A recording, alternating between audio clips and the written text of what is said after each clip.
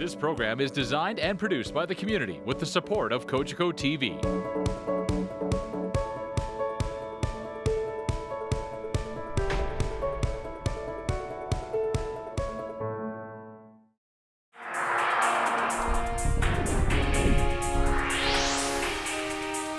You know, Donald Trump is in the news, and just yesterday I had the most amazing experience.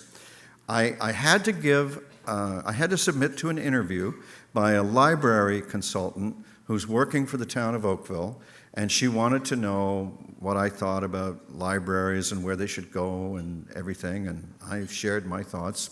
And when the interview was over, she asked, and I thought very plaintively, almost begging, she said, you know, if Donald Trump wins, there's a lot, and she's in Los Angeles, she said. So a lot of us down in Los Angeles here, we'd like to come to Canada. What do you think? And I said, well, I've got bad news for you. It's not that easy to get into Canada. We're picky up here in Canada. As a matter of fact, in Oakville, we're even pickier. So I'm afraid you may have to stay and fight. She promised me that she'd give that due consideration. So every year now, for 5 years in a row, the Chamber has given me a chance to offer what we may call a report card on our town's economic status. And today you're going to get something new as well. You're still going to get my report on how we're working to make Oakville a great place to live and make a living and grow our economy. Today you're also going to hear how we can all work together as partners to grow the economy even more and improve this town's livability down the road and for everyone. First, let's talk about what Council has achieved for you and what that makes possible. Our municipal government is different than the rest. We have a system of budgeting that seeks efficiency and it focuses on end results. That means we act the same way your businesses do. We, like you, always look to find the most efficient way to get the best result from every dollar. In fact, our fiscal health has been catching some attention. Dr. Enid Slack is the director of the Institute on Municipal Finance and Governance at the University of Toronto. In her recent book, the professor ranked Oakville #1 in fiscal health, 32% stronger than our nearest competitor. And if you just look at that chart, I think you can appreciate more than double the strength of a city that we live near, called Toronto. So what's this mean for you? It means that for 8 years in a row, we've been able to keep property tax increases at or below inflation. We've kept our AAA credit rating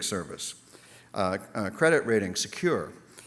We've done all of this without cutting the services that the residents and businesses of Oakville value. In short, we do more and increase taxes less than those before us and than those around us. Now, Oakville's economic outlook has never been better. We are attractive to global industrial leaders. Ford's employment level is at amazing levels. And you know, you should encourage them, I think.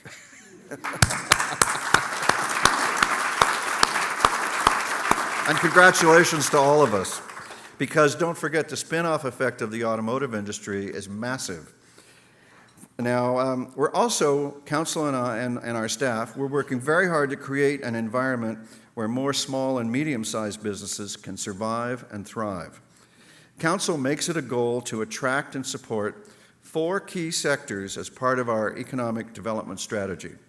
Those are advanced manufacturing, life sciences, knowledge-based industries, and digital media. Now, we know there's more than 4 types of industries in Oakville, and we target these 4 because we believe they create a strategic foundation. That's because these 4 sectors in particular spark so much of the innovation and productivity advances that help grow the whole economy. Council's plan for Oakville's economic growth is working. Every year we attract new businesses and investment. Council has done its part to be part of a climate where your business can increase success. Oakville is a place where business can grow. And this is recognized in our town, around the GTA, and as far away as our sister city, Huai'an, in China. I believe the key to Oakville's success in attracting and retaining investment is our livability. In today's economy, businesses have to compete for talent. Oakville has the education facilities it needs to train new talent and the livability we need to attract and retain our talent. And over the last 10 years, we've always looked for new ways to improve our town's livability, and we're going to keep at that. But over the next 10 years and beyond, I think we can do more to make our economy work for everyone. According to 2011 data from Statistics Canada, the percentage of Oakville's population living below the low-income measure sits at 8.6%. That's well below the provincial number of 14%. But I don't see this as a reason to be satisfied. You know, around the world, national and provincial governments seem to treat poverty a lot like they treat their debt. Just as the world's national governments only pay the interest on their debt without reducing the principal, they have been only providing the bare minimum of support for those who need help. And sometimes it seems only when you hit bottom. This approach reminds me of only paying off the interest on the national debt. It's just scratching the surface. Now keep in mind that in Oakville, we do better than that. Our tax-supported debt was more than $24 million 10 years ago. This year, we'll have it down to $6 million. The only debt we like on the town's books is debt that's paid for by other sources than taxes. So we've steadily paid down the principal on tax-supported debt to reduce the interest we pay and free up revenue for your services. Our success everywhere else makes me believe that Oakville has what it takes to be able to deal with the principal causes of poverty here, too. Our poverty rate is 2/3 the provincial average. Our finances are the healthiest in the province. So if our problem is smaller and our ability to deal with it is greater, doesn't it make sense that if Oakville can't fix poverty or make a dent in it, nobody else can? I bring this up today with you because I believe that tackling poverty will stimulate our economy, and the business community can participate and benefit from reducing poverty. This is another opportunity for the public-private partnerships that the Chamber is a big promoter of. Just this week, I read that the Chamber has announced that its members want to participate in public-private partnerships to deliver health services. Well, how big a step is it to go from health services to social services? I don't think it's that big of a step at all. So it's very difficult to discuss the next 10 years in just 10 minutes, but what I can assure you is that Council and I have a plan for Oakville for the next 10 years and beyond. We have it's called Vision 2057. 2057 is the 200th anniversary of our town. And like any good business, we believe in long-range planning. What's new today is I'm asking you and the public and council to help improve our vision and help explore new ways to make Oakville more livable for everyone, including those whose lives have hit storms they could not weather and left them with little hope and little participation in the success that we enjoy in this town. Over the next 10 years, local government can do even more for the economy than build bridges to new markets outside of Oakville or among the BIAs and their customers, as we have been doing with good success. Local government can and must help create new partnerships between business and community groups to benefit all of us. My optimism flows from seeing how business engages with our community. Look at the $3 million worth of solar panels that Hatch donated to the new hospital to earn ongoing new revenue. Talk about a gift that keeps on giving. Look how local businesses help fund the Oakville Arts Council. We all see and appreciate what businesses do to make Oakville a more livable place. So just as I set a goal 10 years ago, today I'm asking if we can set another goal to show we can do more to make Oakville work for everyone. 10 years ago, I saw no reason to believe that Oakville shouldn't aspire to be Canada's most livable town. I saw no reason to believe that we couldn't control growth. I saw no reason we couldn't grow a strong and successful economy. I saw no reason we couldn't have the healthiest municipal government finances in the province. And with the help of you, Oakville businesses, and council, and our fantastic town staff, and our vibrant volunteer sector, we're doing all of that. Today, I see no reason why Oakville couldn't be the first town in Canada with a comprehensive plan to fundamentally change for the better our approach to poverty and community well-being for everyone, including those who dreamed their lives would be so different than the despair they're living with now. This surely will require partnership and consultation and time, but it surely will make us able to do more for everyone. Ultimately, the most fulfilling work we can do together is to make the place we live and love so much a better place. I like to say the meaning of life is to find the meaning of your life. And for those whom the unlucky breaks of life have killed the dreams they dreamed, let's aim to make it possible to restore their chances at finding dignity, hope, and meaning for their lives. Thank you very much for your time.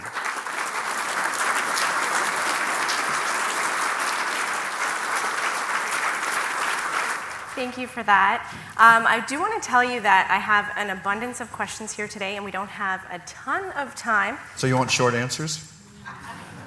Not necessarily, but I'm just going to get... Do you want short answers? Okay, well, inquiring minds would like to know whether you plan to run for mayor in the next municipal election, or if you have your eyes set on another elected office. Oh, you know, that has been coming up over and over again. Let me explain that I once ran a television network, and I used to think that that was the best fun a person could have and still lead a legal life. Mayor is better. I have turned down requests to run by every political party except one, and I told every one of them this: I could never take a demotion from mayor. Okay, well, we'd love to have you back. If the town of Oakville receives infrastructure funding from the senior levels of government, what will the town's priorities be? Well, right now, Council has spent the last 3 years developing a plan to renew and expand and make far more attractive the downtown cultural hub facilities, should we get that kind of infrastructure money. And we're very proud in town council of the way we've fully funded the depreciation of the town's assets and infrastructure. And that means that we don't have an infrastructure renewal or maintenance gap like almost every other city in the country. But if we want to expand what we've got, so we can replace what we've got, but we can't improve what we've got unless we get either raise taxes, find another source of revenue, or get helicopter money from the federal government. No decision of council is ever final until the shovel goes in the ground, but right now that's where we've put our effort. And it's about a $150 million proposition to make a bigger, better theater, concert hall, library, gallery. Everyone's seen the plans, and if you haven't, they're all on the town's website, oakville.ca. That's an easy one to remember, oakville.ca. Some residents in Oakville are not aware of a development plan adjacent to the hospital for a new life sciences park. Can you provide an update on the status of that project from the town's perspective? From the town's perspective, it's a very exciting project. It's like a city within a town with a high-tech life sciences incubator at the heart of it, and every facility that you might imagine would be necessary to have those high-tech people be willing to be there and be happy to be there.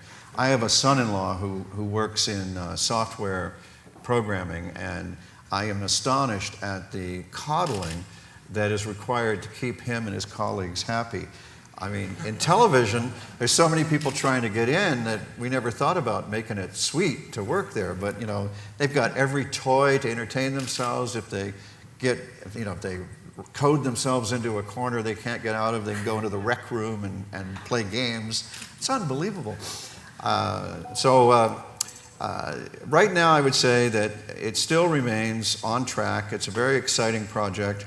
I will say that the developer has a tendency to believe that this should be bigger than big, And I worry sometimes that his eyes are bigger than the market, or that he may be trying to do too much.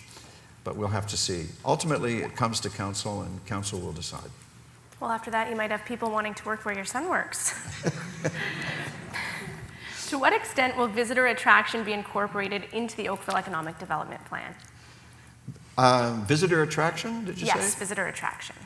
I don't think the economic development strategy is going to change. Visitor attraction is not a really big part of our economic activity. If you look at the number of hotels and the satisfaction with which they view their business, they're so satisfied with their business that they've been, for 10 years, completely disinterested in any kind of a destination fee. That when you travel outside of Oakville to almost any other place in Ontario, you will notice if you look on your bill that you have a destination fee. And our guys, in Niagara, it's quite large. I was down there for a conference 2 weeks ago, and and they get a lot of benefit out of that. But if our guys don't want to play, it tells me that they're satisfied. Oakville is a quiet, peaceful community, a safe, sunny, serene island in a sometimes savage, stormy sea, I like to say. And, I have trouble imagining Oakville wanting a stream of 1 million tourists gazing at, I don't know what attraction you'd put, a giant Ferris wheel? Oh, somebody else floated that idea. But, it's my impression that Oakville doesn't really want a mob of tourists. I could be wrong. Okay. The downtown Oakville, Kerr Street, and Bronte business districts continue to have their challenges. What strategy is the town working on to support these local businesses? So the town has invested a huge amount of time and money in helping them. We have economic development staff dedicated to helping them. We have town financial and management staff helping them.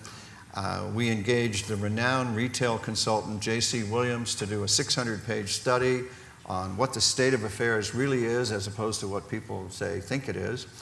And the number one discovery is that for the majority of the businesses, things are great. And then we have a set for whom things aren't so great. And for them, we've even offered seminars and workshops on how to become as successful as their friends or as their fellow businesses. As a growing municipality, the town of Oakville is experiencing increased traffic and congestion. What initiatives is the town pursuing to reduce congestion and improve mobility? And has any consideration been given to intelligent transportation technology? Yes, in fact, we've just rolled out our intelligent bus service, and it's fabulous. I hesitate to ask if you've tried it, so instead I'll say, please try it. The other day, Monday, was National Bike to Work Day.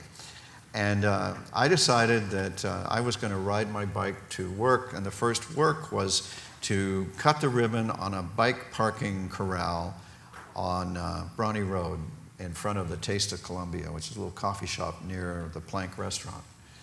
And so I decided I was going to take my bike there. And it's only 15 kilometers, 15 kilometers.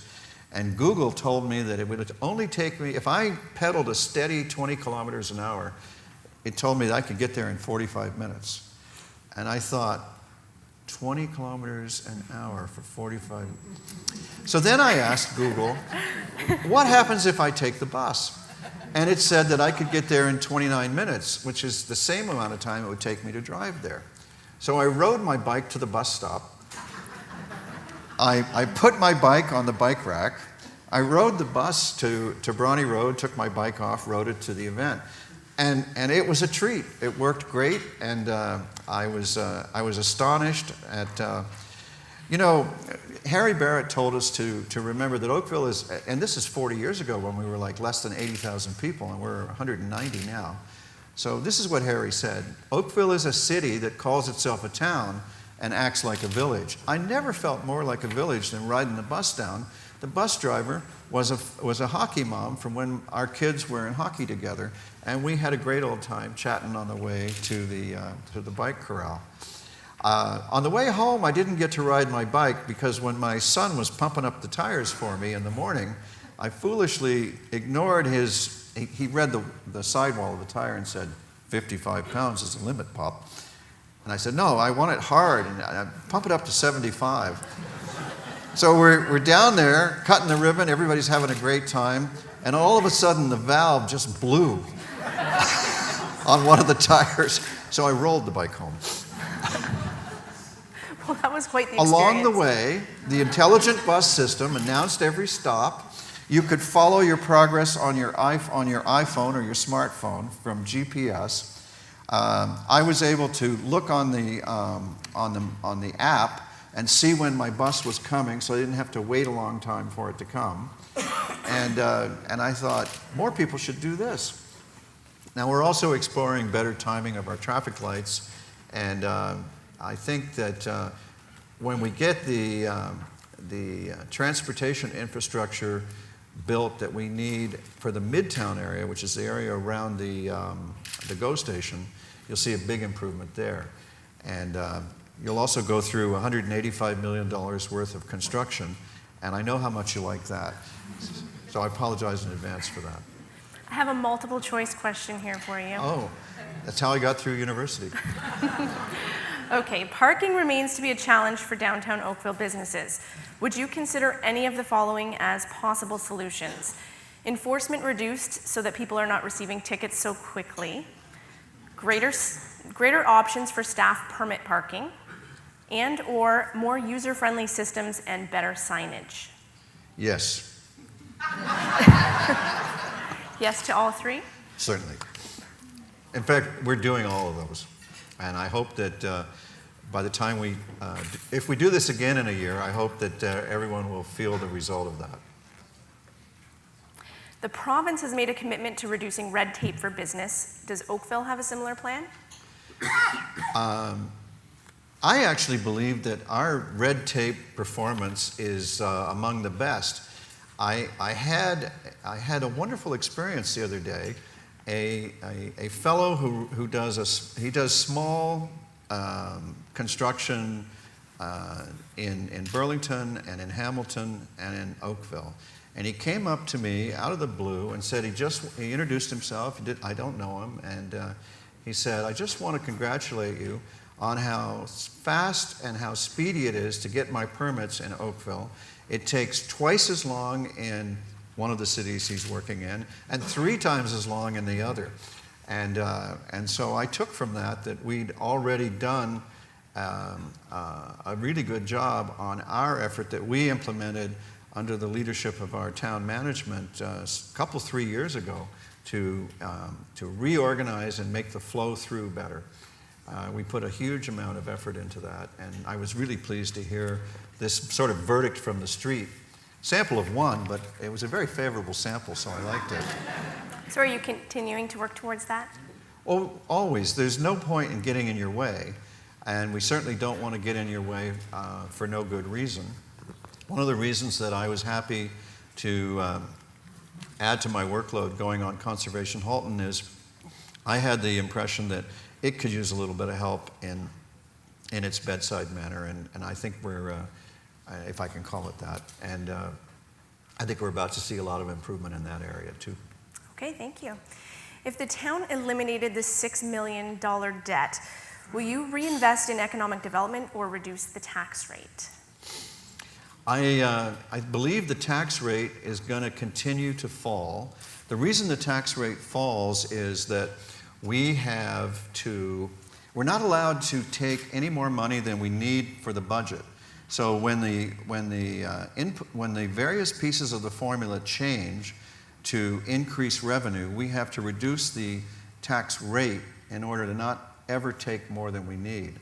There's a fundamental principle that you have to learn the first day that you're an elected official in any municipality, and that is that we're not allowed to make a profit. So we always have to change things in order to keep from ever doing that. What's the town's position on the proposal for Glen Abbey? The town's position is, I'm pretty sure we've been appealed on the decision we took on that. And my policy is to obey my lawyers, and the lawyers say that when matters are before the courts, it's best to argue about them there and not in public. So our position's well known. We passed an interim control bylaw to freeze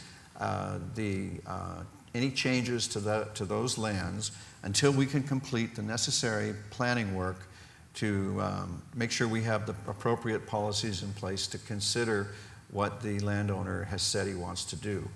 So that's an appropriate use of the interim control bylaw, and I'm very optimistic about how we'll do in that appeal. But in terms of what we'll do when we get an application, I think our best position, look, it comes down to this. You don't want any government to make an arbitrary decision about something that you have with us. You want us to weigh the facts and then make the right decision.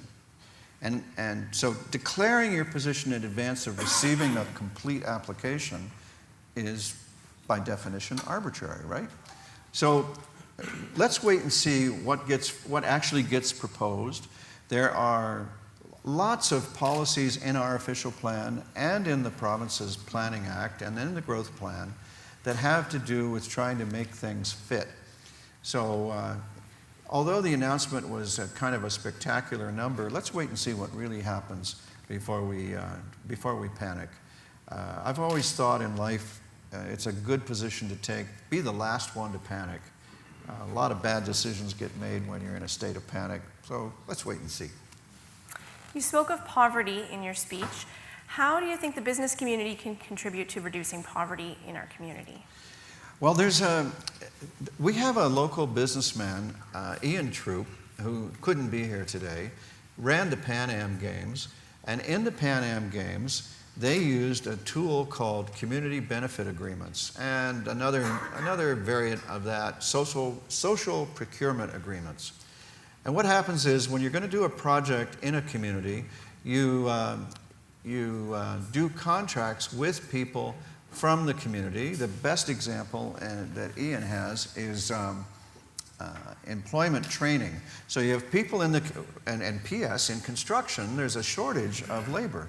Such a shortage of labor that last month at the police board, Chief Tanner reported that we have a problem of human trafficking, and I immediately thought of vulnerable young girls, and we do have a problem of that.